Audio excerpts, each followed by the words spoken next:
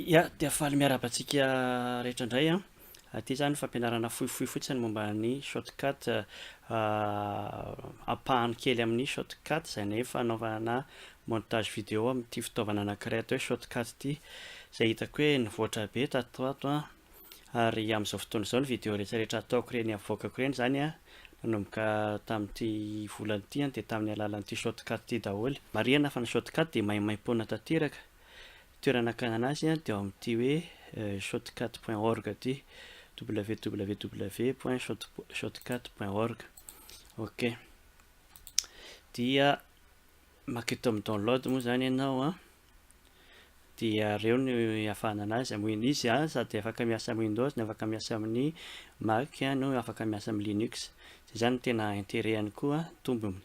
Ary raha ohatra afaka installer-nao izy a, fa afaka hoe tsy installer-na koa fa misy an'ity hoe portable ity ohatra any amin'ny Windows, de télécharger-na fotsiny de ampiasainao anatiny ohatra hoe mampiasa disque ianao na clé USB de ampiasainao na any amin'ny ordinateur'olona tsy anao zany a, de azonao atao zay.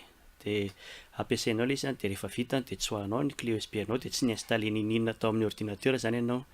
Zay zany ny dikan'ity hoe portable ity.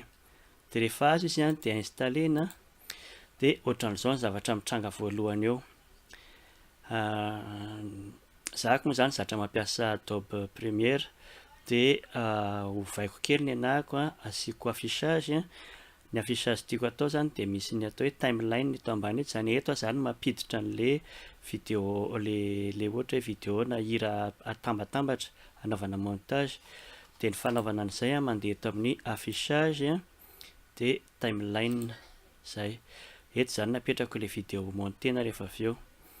De avy eo a, ny eto amin'ny ankavia ny anahako a, asiako ny liste de lecture. Zany eto zany napetrako a ny vidéo ampiasaina rehetra. De eto moa zany a mazava ho azy a ny projet, zany hoe efa ohatran'izao, efa mety zao. Zay ihany zany, fiche de liste de lecture sy timeline. De ngamba koa apetraka koa ny filtre, fa ny filtre zany miaraka amin'ny liste de lecture eto.